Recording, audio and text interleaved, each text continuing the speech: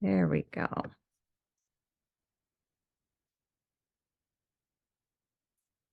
Okay, so I'm going to keep an eye on people trying to enter and begin at the same time. So good evening. My name is Jane Garver. I am the executive director at the Little Traverse History Museum in Petoskey. I'm hoping you can all hear me right now. It looks like you can. We are celebrating our 50th anniversary as a museum. And as part of the celebration, we are revisiting the programs that the Historical Society did in 1974. So in April 1974, Jack Perry, the past president of the Society, presented the first part of this program that they called Early Industries on the Bear River, and I added the and beyond part because they really did stretch a little bit past the Bear River. I'll begin with an excerpt from a piece Harriet Kilborn wrote called Harnessing the Bear River. This is Harriet talking or writing. 3 years ago, at spring high water time, I canoed down Bear River with Peg and Ted McCutcheon. The river was beautiful in its serenity. Since I didn't have to do any paddling, I sat back, relaxed, and felt the cares and worries of the workaday world disappear. Nature had put me at peace with the world and everyone in it. But nature gives way to the interests of commerce and industry. Where there is water, there is power. And the first thing the pioneers did was to litter the scenic water routes with sawmills, grist mills, and broom handle and butter bowl factories. And that was Harriet Kilborn. I wanted to share a couple of maps with you so you can see how the mouth of the Bear River was changed. The railroad, Chicago and West Michigan Railroad, changed it around 1890 before the tracks and the depot were built on the waterfront. The depot where the museum is now was built in 1892. You can see in the pictures the red lines that I drew on the maps to help you identify the river quickly. But you can see in the 1880 bird's eye view that the river took quite a dogleg there before it went into the bay.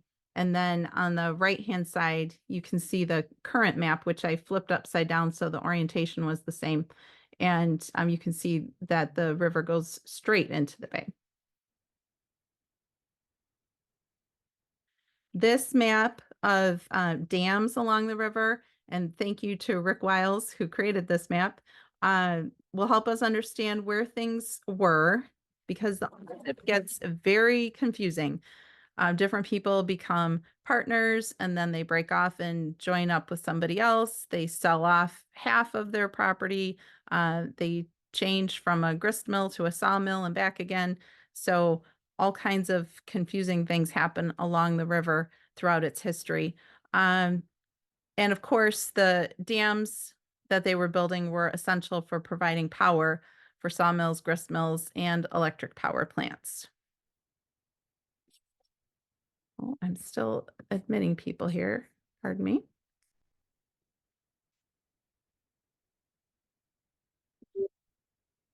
Andrew Porter, and this is Andrew and his wife Mary, but Andrew Porter and his nephew William Porter were the first white European settlers to build dams on the river around 1855.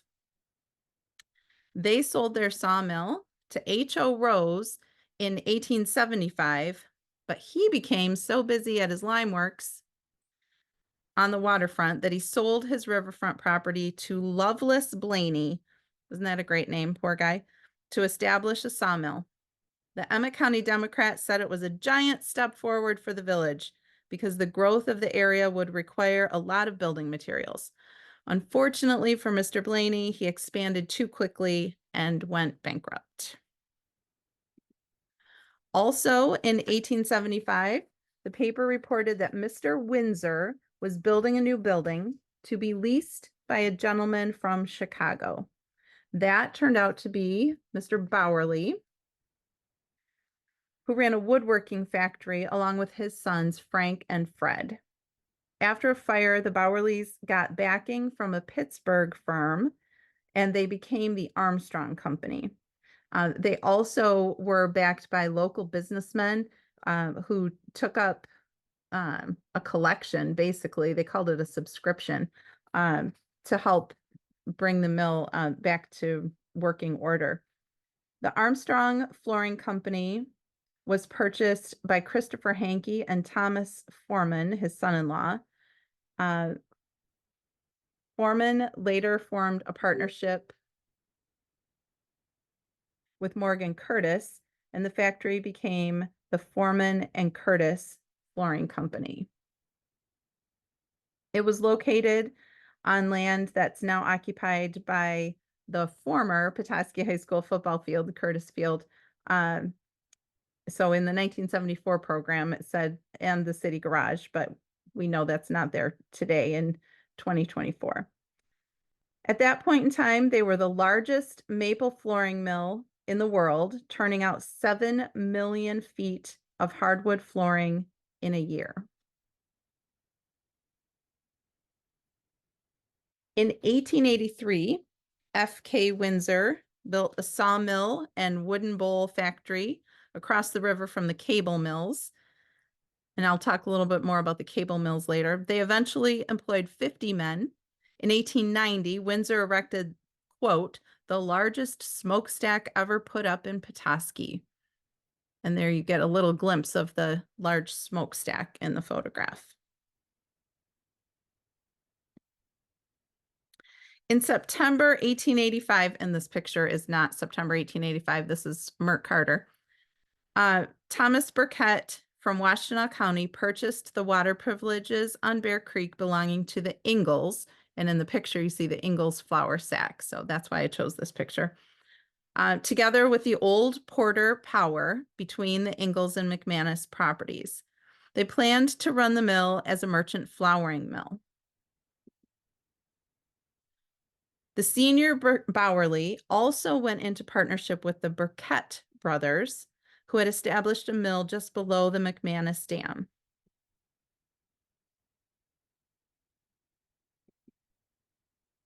The Burkett Dam had originally powered a wood pulp factory, but switched to lathe work and also a grist mill. This is 1890.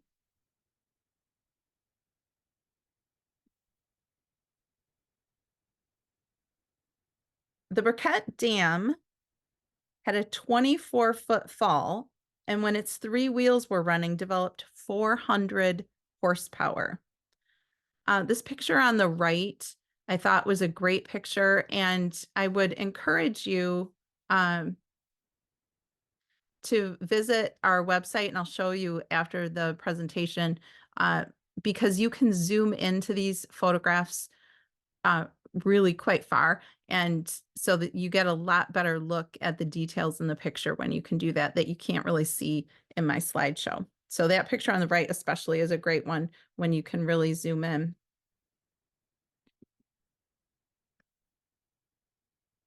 Let's see. After another disastrous fire, the Bowerlys purchased the Forbes and Baker Handle Factory, but sold it in 1903 to Charles Broman and Frederick Schmidt of Chicago, which leads us to Michigan Maple Block. Michigan Maple Block wasn't operating under that name until 1916, but it began through that partnership of Broman and Schmidt, who had ties to the meat cutting industry. Broman worked on the manufacturing side, and Schmidt was a traveling salesman promoting the Maple Block products. 2 very interesting stories I found about Michigan Maple Block are later in the company's history. In the 1940s, the University of Chicago used Michigan Maple Butcher Block as insulation at its research site of the top secret Manhattan Project for the first atomic bomb. And in the 1960s, The space industry turned to Michigan maple black to fabricate 3 round blocks to press out the nose cone of the moon rocket. These blocks were 72 inches in diameter and 36 inches deep. They weighed over 2 tons each, and they're thought to be the largest laminated blocks ever fabricated in the United States. Michigan maple black operated in Petoskey until 2020. In the 1974 program, John Kilbourne shared a model logging camp that he had built, and I was lucky enough to find a photograph of Mr. Kilbourne here. His father started one of the first lumber mills on the Bear River.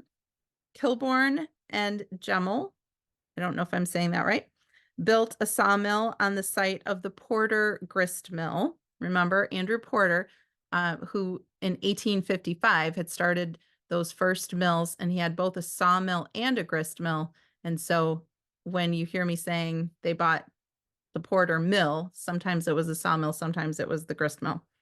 It starts to get very confusing. William McManus purchased the lumber mill from John Kilbourne in 1876. It was operated by the McManus family until 1934. In 1882, McManus added a planing mill with a capacity of 50,000 feet per day. About 50 men were employed, and the mill ran 21 hours a day.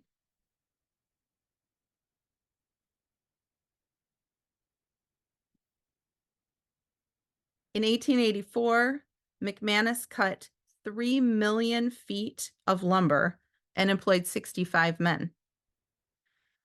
In 1903, the McManus Mill cut the lumber for the new St. Francis Church. The article in the paper said it took 90,000 feet of lumber to build St. Francis, and it's not all made out of lumber. This picture on your screen is another one that is a great one to view in close-up. You can see the men sitting there on the side of the mill, and you can see them in such great detail when you zoom in. So I do encourage you to visit our website and look at the pictures in greater detail.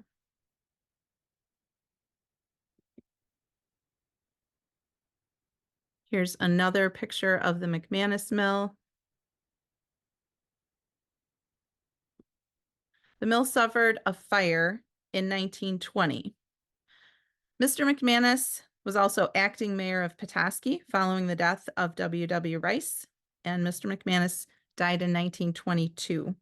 William McManus Jr. ran the Cushman Hotel. So, fun fact.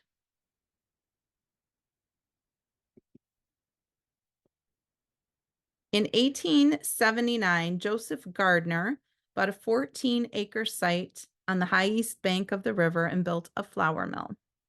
Power was generated at the Shaw and McMillan Dam and transmitted by heavy cable to the mill above.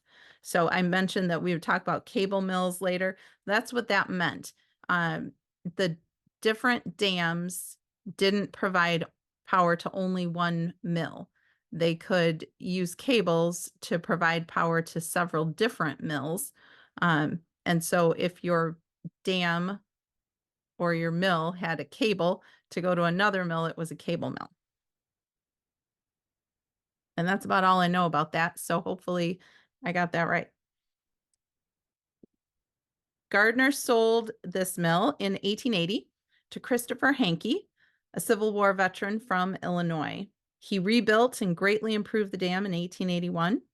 Hankey processed high-grade flour, animal feed, and, of course, hanky-panky pancake flour. The milling business was expanded greatly by Lewis Hankey. In 1895, a grain elevator was acquired in Harbor Springs.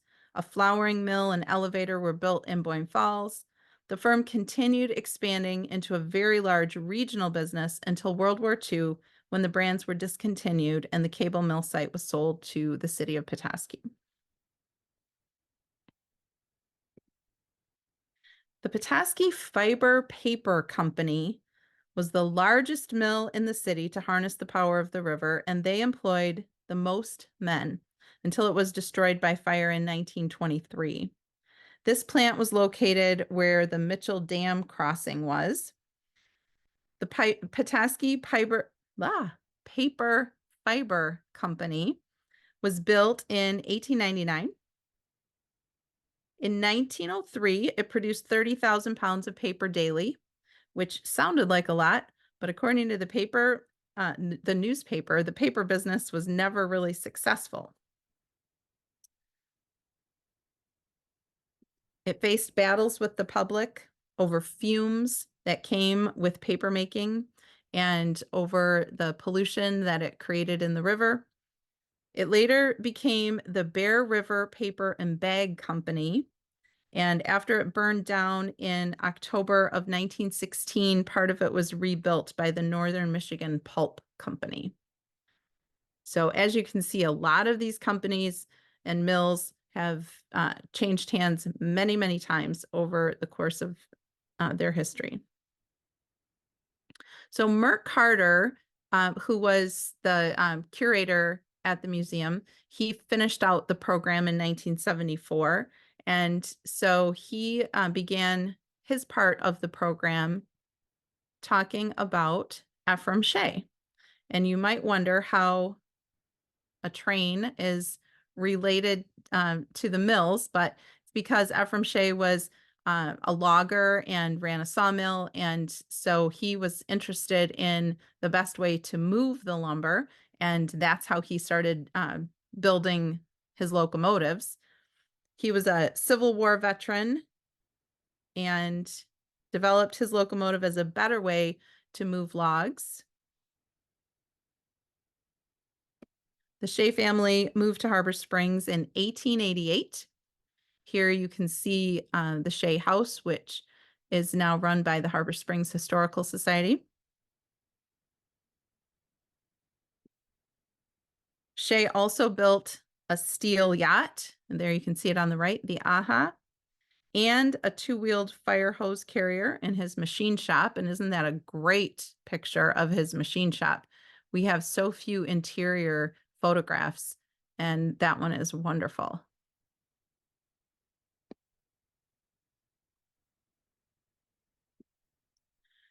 Merck Carter talked a little bit in his 1974 program about some of the other factories that produced and processed lumber, including the Jackson and Tyndall planing mill in Pellston, the Pellston planing mill owned by Colonel Bogardus, the Butterbowl factory, the Hinckley Broom Handle Company in Alanson. So he did a little bit of reaching outside of the Bear River territory. And here is the parade of the Mutual Woodsman Association, and this is in Pellston. It's Mutual Woodman Association Day, according to the photograph. And this is yet another one that you can zoom in and see great details, especially some of the clothing that the spectators are wearing. It's fun to look at those. The next industry that was presented by Merck Carter was the W.W.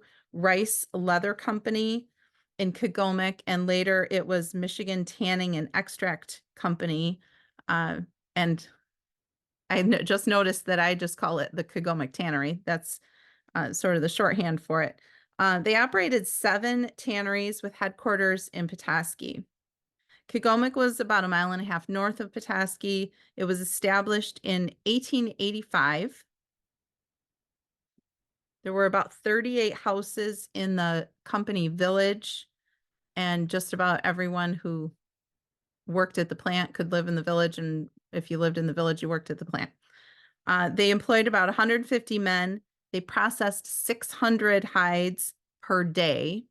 And of course, the tannery led to lots of pollution in the bay and around in that same area. An interesting story that I read was that during excavation of the dump in Kegomic, a mastodon tooth was unearthed. So I need to know more about that.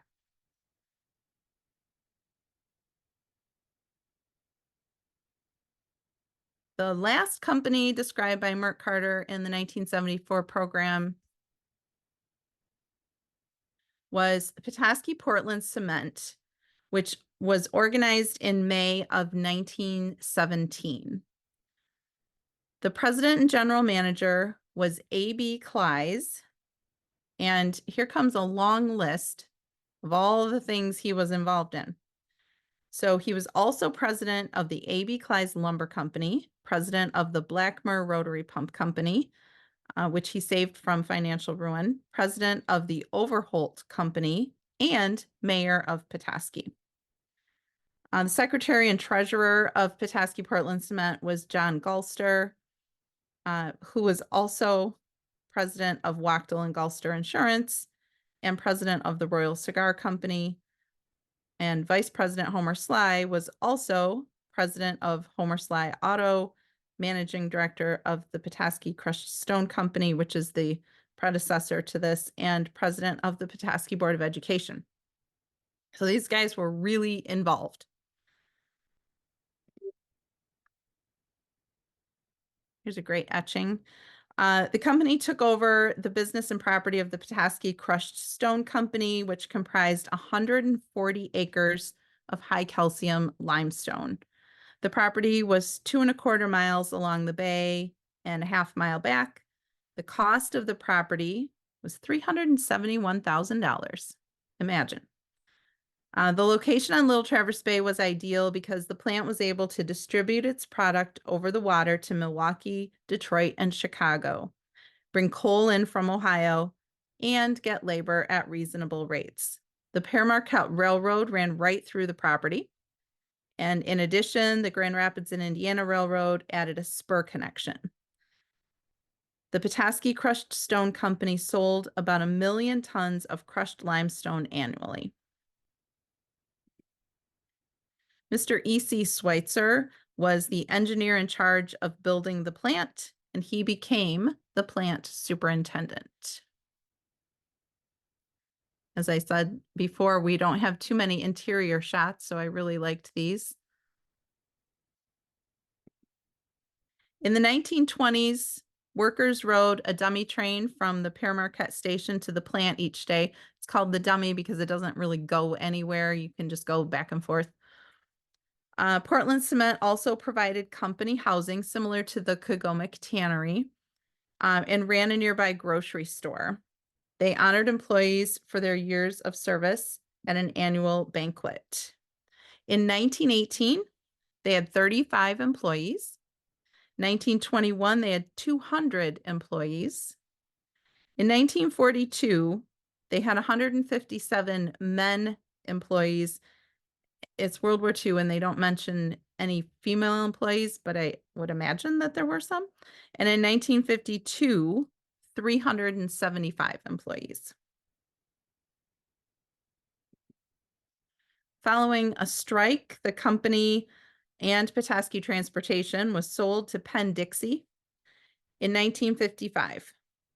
They immediately began a $4 million expansion program, which included a new stone crusher, a bigger shale screening house, a giant conveyor, and lakeside storage silos. In 1979, Penn-Dixie filed for bankruptcy, and in 1980, the plant was closed.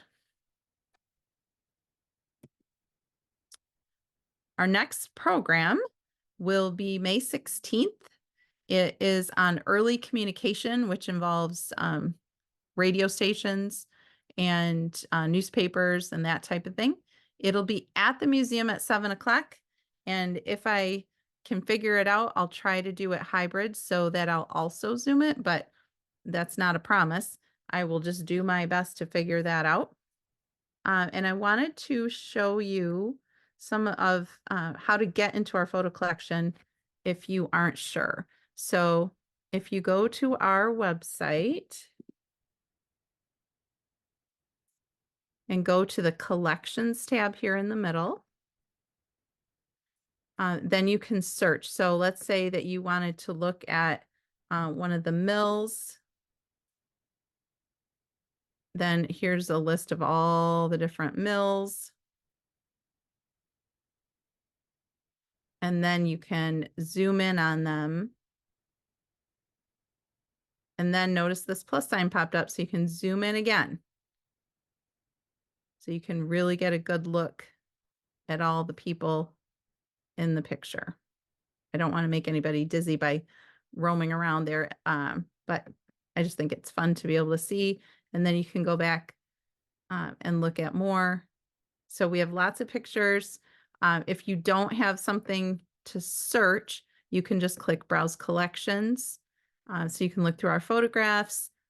We have specific Pelston collection, a map collection, the Emmett County Agricultural Extension Office. So lots of great farm pictures there. And then just recently, we just added the McCune Family Scrapbook Collection. And there are 4 different scrapbooks with pictures from all over Petoskey and all different dates. So those are pretty interesting as well. So I'll stop sharing my screen. And I know that was a lot of dates and a lot of numbers to throw at you. So hopefully it wasn't too much all at once. And again, I did record the presentation so you could rewatch it. But if you have any questions, I can try to answer them. I'll just admit that I am not an expert on mills and dams, but I'll do my best. And I would like to mention that Carla Buckmaster has a great website, Michigan Mishmash, and she has done a lot of research on the dams, and you can read a lot about them with her notations as well. Carla, I hope it's okay I mentioned that. I think it's great. Let's see, we have a question. Do we have any engineering drawings or calculations? I haven't seen any. It doesn't mean that they don't exist. Maybe Carla has seen some of those. She's got a lot of things on her site. I didn't go through everything. Any other questions? Well, you can reach me at jane@petoskeymuseum.org if you do have any questions, or click contact on our website. I'd be happy to try to answer those. And I appreciate your visiting this evening, and I hope that you'll have a chance to come to the museum this summer. We'll have a new exhibit for you opening in June, but we will be there May 16th for the next program. So thank you, everyone, and I hope you have a good night.